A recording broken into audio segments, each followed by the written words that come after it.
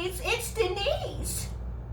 And I'm back in my essential kitchen doing things essentially for you and essentially for me. Today, foodies, I'd like to welcome all of my subscribers, my loyal subscribers. Welcome back. And I'd like to say hello and welcome for the first time to all of my first time viewers. Welcome to Denise's Essential Kitchen. I'd like to please ask both subscribers, not subscribers, but all of my new viewers to please like, and to subscribers like to please, and share, and even comment on what you are about to experience and witness here today. I'd love to make you an intricate part of my foodie family, where we can indulge in all of this good food. Today, foodies, I would like to share with you my version of fermenting hot pepper sauce. In an earlier video, I gave a few facts on the benefits of consuming fermented foods. Please check that video out for lots more information. This video is dedicated to making beautiful, tasty, hot pepper sauce. We're going to start off by combining I'm going to use this bowl right here, a bowl,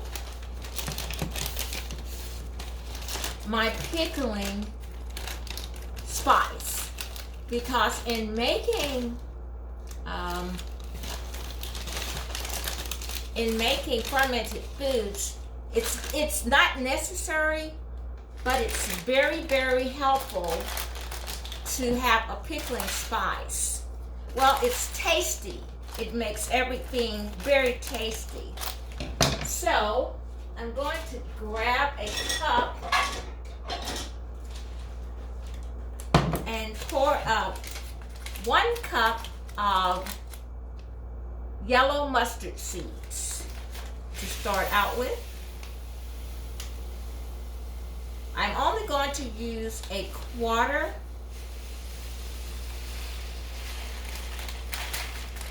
cup of this mixture in my peppers. That's 1 whole cup of mustard seeds. And coming up next, I've got all of my spices in one basket so that I could just pull it out as I call for it. I'm going to add what's left of my allspice berries, which is going to be about that's right at probably 1/8 of a cup of allspice berries. I'm going to add 1/2 cup of dill seeds.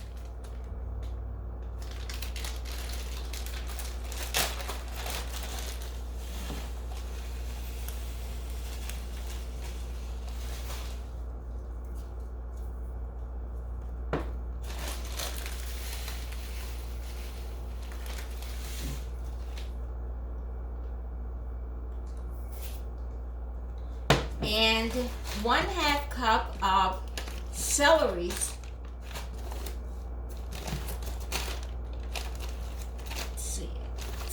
seeds.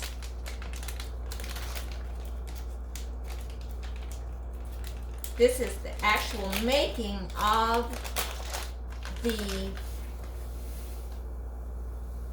pickling spice that's going to add tons of flavor to our hot sauce.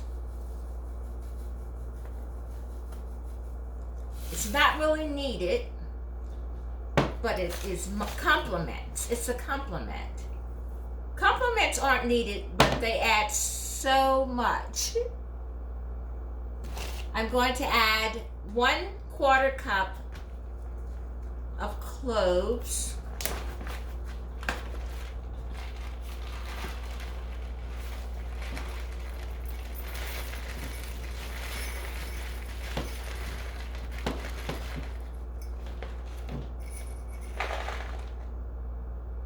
Actually, that's a 1/2 cup. Let me check.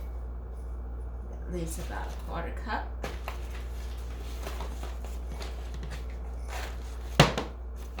And I'm going to add 1/8 cup of fennel seeds.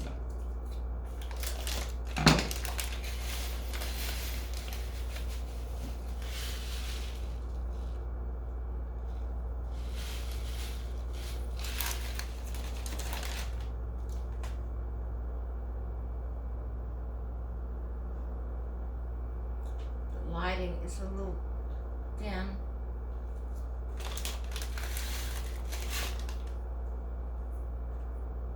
That's about a 1/4 cup. So I'm going to add half of that. 1/8 cup of fennel seeds. Try to pour that back. I'm not going to take time out to pour that back. I'm going to set it aside here. And 2 to 3 tablespoons, because I didn't have quite enough of my allspice. I'm going to add 1 tablespoon of cinnamon, 2 tablespoons of cinnamon, and another 1/2 tablespoon of cinnamon.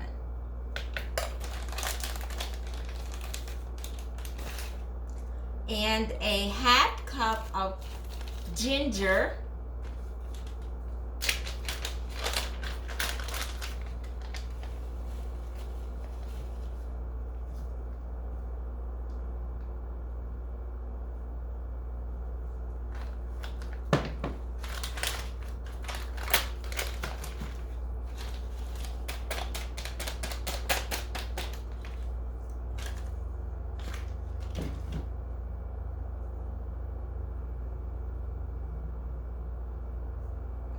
That's a 1/2 cup of ginger. And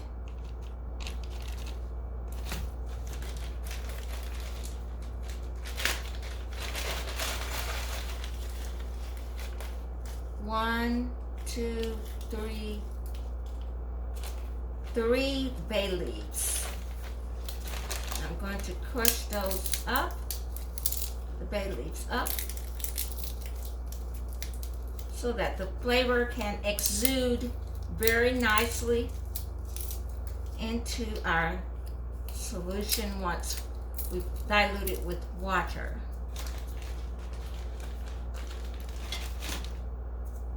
I'm going to add to our mixture now 1 tablespoon of fine ground sea salt. Salt keeps the veggies crisp when they are in the brine, and it creates an environment that is ripe for fermentation. So the salt is the process. In fact, the ingredients that are especially essential in fermentation is the salt and the water. So the water is going to be our next very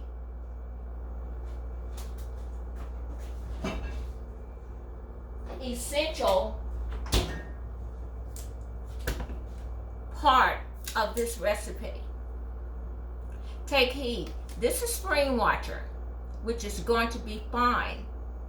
However, take heed in using tap water, because tap water affects the fermentation in a negative way due to the amount of chlorine that is used to sanitize tap water. So I would recommend you using spring water or distilled water for this process. Here I have my pickling jar, which I'm going to use here. But the first thing I'm going to do is give our pickling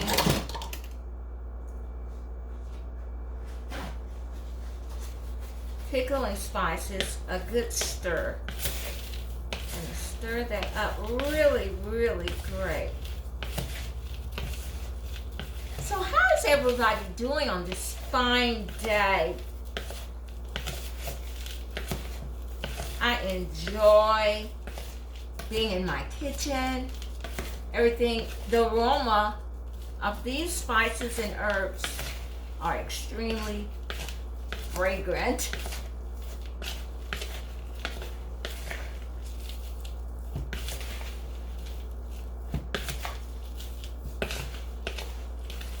Oh my God. I almost need a mask just to keep from sneezing.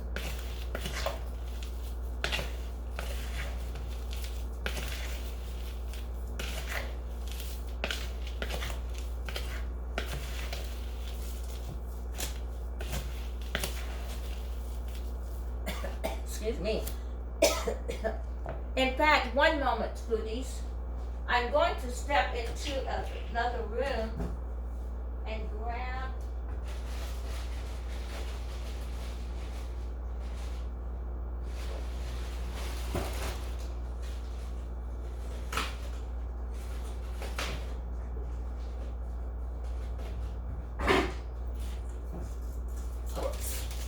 my apologies. I would have had the water out. I apologize for that. I just forgot. Things happen, and I apologize for that. I would have used the colder water, but in the fermentation process, the environment needs to be at room temperature. However, I don't think it would hurt to start out with cold water. I just put these water bottles in the fridge about 45 minutes ago. But this fridge gets so cold very fast, it's already cold. It feels like it's about 50 degrees in here. So room temperature is the perfect temperature, like between 70 and 75 to 72 to 3 degrees. It's perfect for fermentation. You don't want it to get too much cooler and not too much warmer than that. But the warmer it is, the quicker the fermentation process takes. So I want to start out with at least a room temperature level of, excuse me, those spices are very strong. So, pardon me. So, I'm going to start with 1/4 cup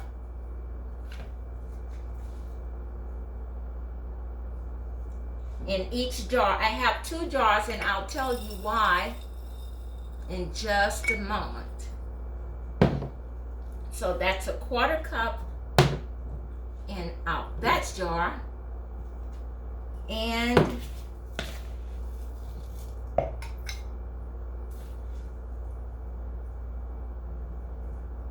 a 1/4 cup in this jar. Add just a couple bay leaves. And I'm going to set this aside. This pickling spice is now going to last me for several more fermentation veggies. I'm going to ferment sauerkraut and several more veggies. So I can use this pickling sauce throughout my fermentation processes. I'm going to add a bit of water while we review our veggies. I'm going to let that sit.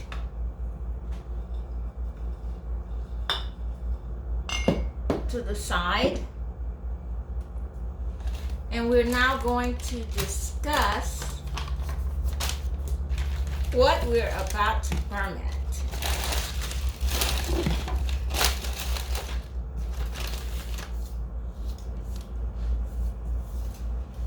First, I'm going to wash my hands so that my hands are clean.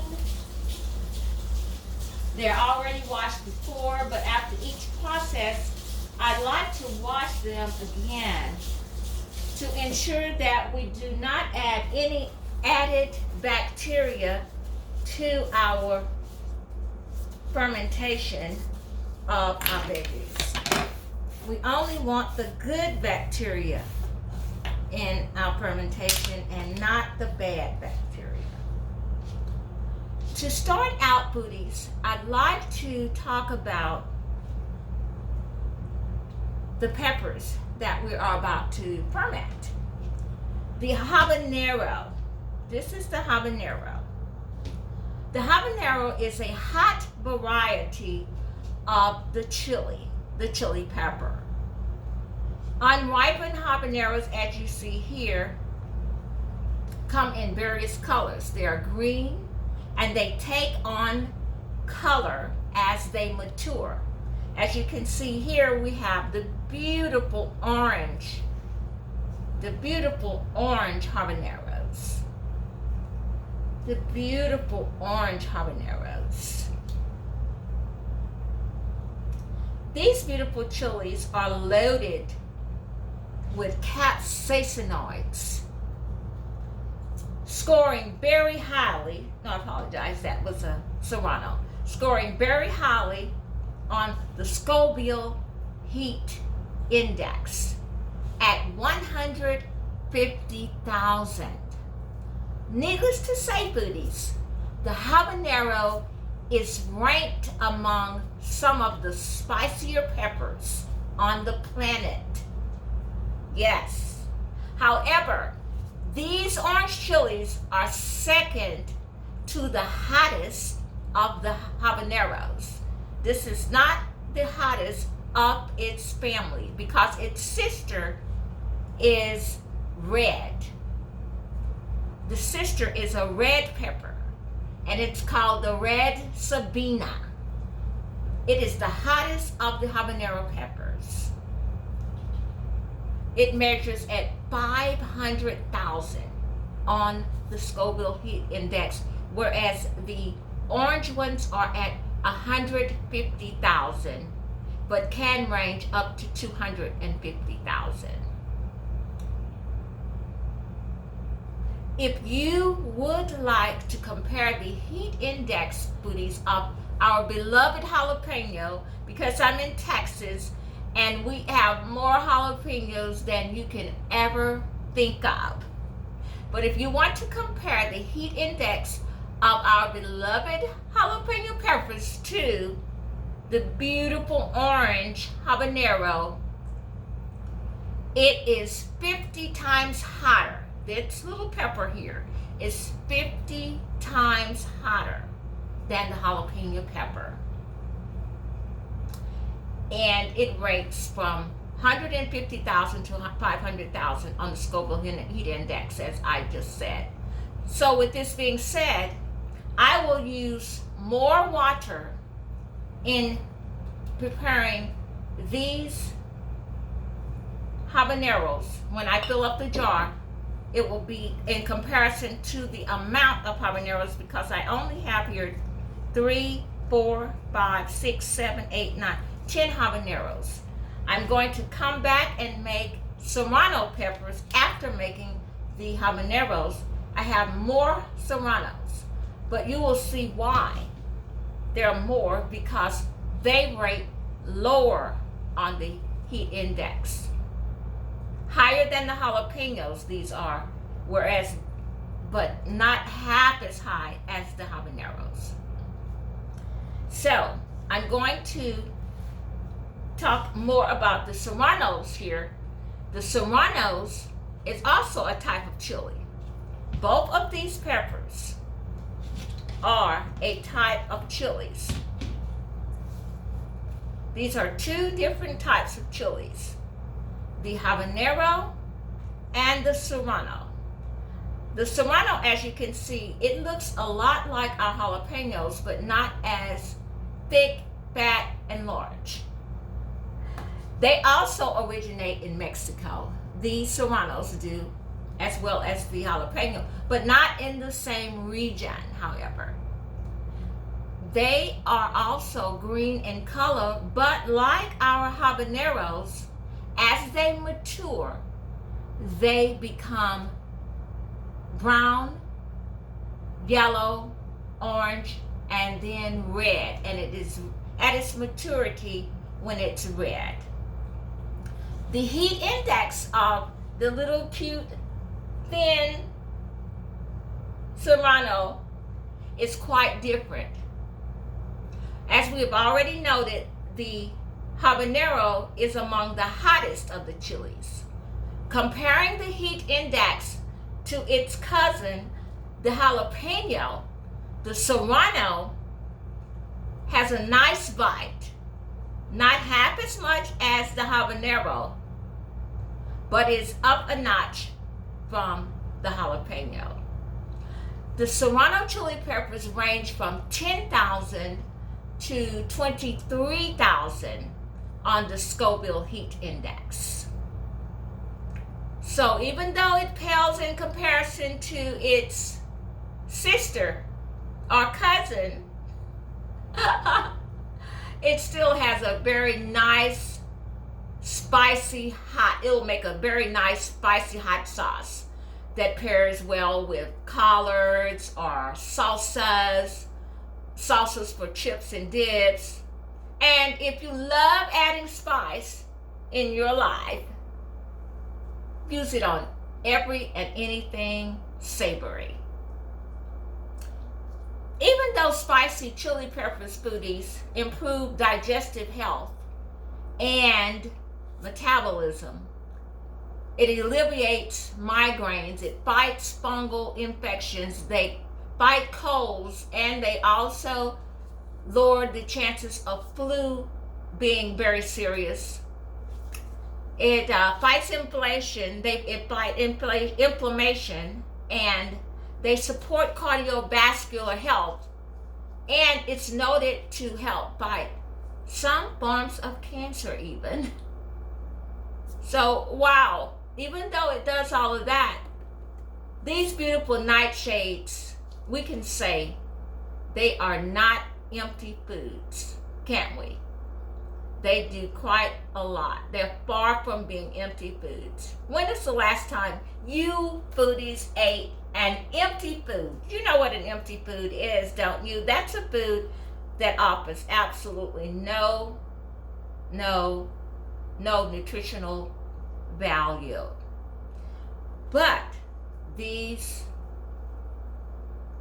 do offer value in your life, even in the form of hot sauce. And fermentation helps by itself. Just the mere fact that we are fermenting these peppers rather than just pickling them, we're going to offer our digestive system a boost because of its probiotic value that the fermentation unveils for us. So I'm going to take out time, going to cut off the tops of these and store them so that I can use them in broths to add a little spice. I'm going to open them up. I'm going to remove the membranes of some of them and keep the membranes in for others. And I'm going to come back after that's all finished. I'm not going to bore you with that. I'm going to come back and we're going to put these beautiful peppers inside of these jars, and we're going to wait and see what happens. So I'm going to pause you and come back in just a moment. Foodies, I'm back. As you can see, we've got our peppers all ready to go inside of our fermentation jars.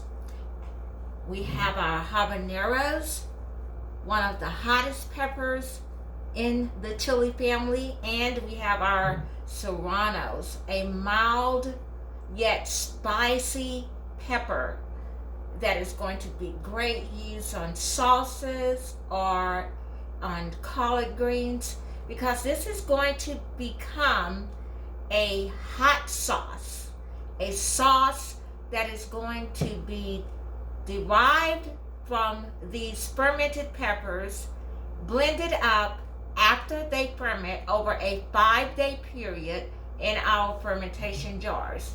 So I'm going to now add the habanero peppers.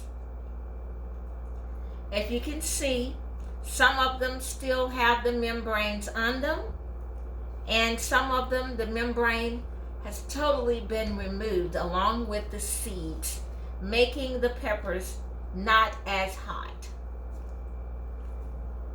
So we'll have what result is, which I'll come back in 5 days and we'll taste test. I'm going to add water up to 1 to 2 inches below the top. And we do that for the purpose of the fermentation process, because the salt in this mixture, in our pickling mixture, is going to bring out the carbon dioxide that is captured inside of these peppers. And that process alone is going to cause the peppers to start, this water solution to start bubbling over a period of 5 days. Thus, the fermentation process will be taking effect. So we have to leave enough water, enough space for that process to take place. We're going to now add our peppers. As you can see, some of our peppers have the membranes totally removed, whereas others, the membrane is intact and the seeds. And we have far more peppers on the Serrano side than we do on the habanero side. These peppers are not quite as hot as the Serranos. They are a mild pepper.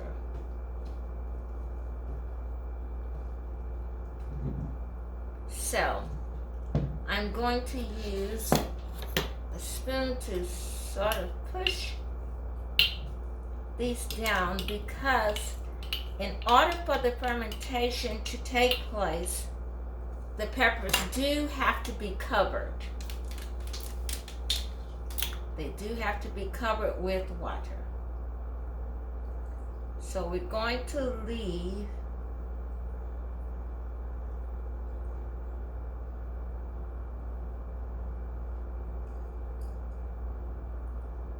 about that much.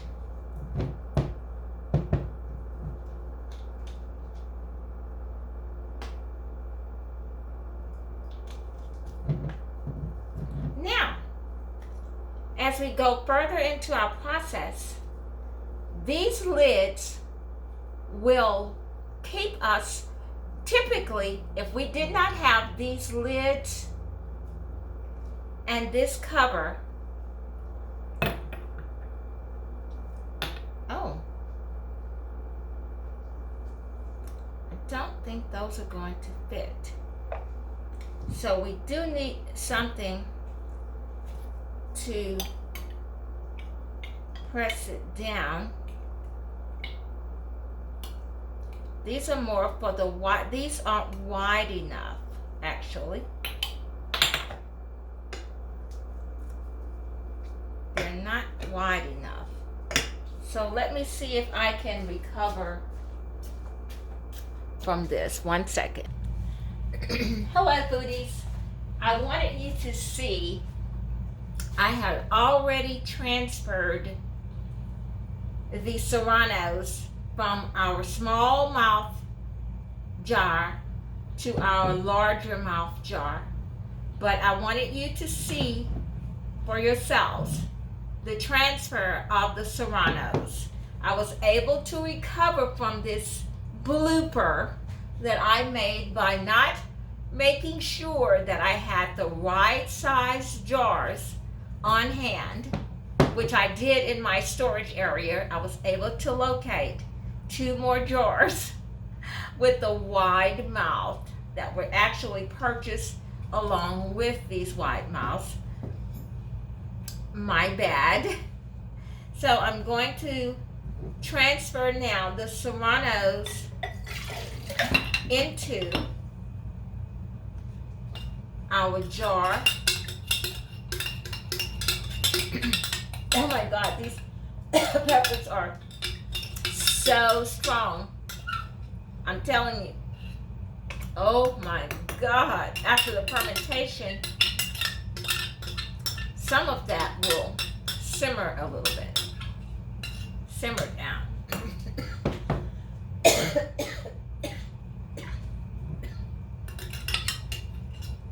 I can't add too much more water to this because it is at its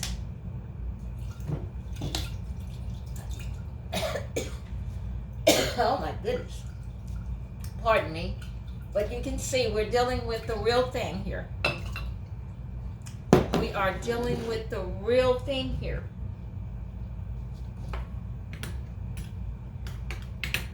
So I'm going to take this heavy caster that's designed to keep weight on our peppers so that it won't float to the top, preventing us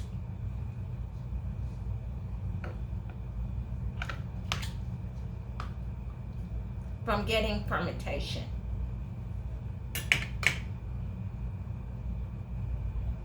And what floats to the top is water and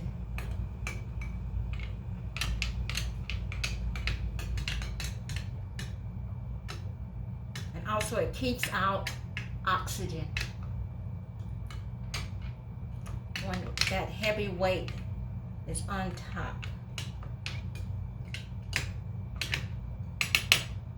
And now we're ready to cover it up, putting a tight seal on it, and we won't have to come back after 5 days to burp it.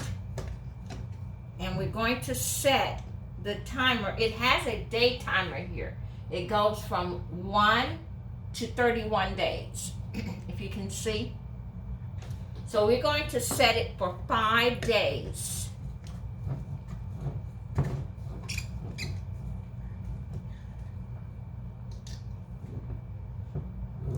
I'm going to grab my glasses because I can better see, but it is now set on 5 days.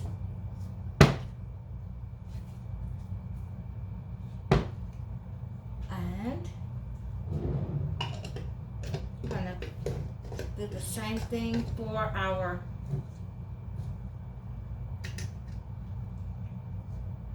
Serranos. and set for 5 days. After those 5 days have passed, I'm going to set these in a warm, dry place here in my storage pantry area. And that way it'll have time to just sit unencumbered, unbothered, and ferment for the 5-day period. And after the 5-day period has passed, I will come back and we can taste her up. Thanks so much for watching, foodies. What do we do here at Denise's Essential Kitchen? We eat to live. But we don't mind sharing with our foodies how much we love eating and preparing these good foods. Thanks for watching. Have yourself a great day today.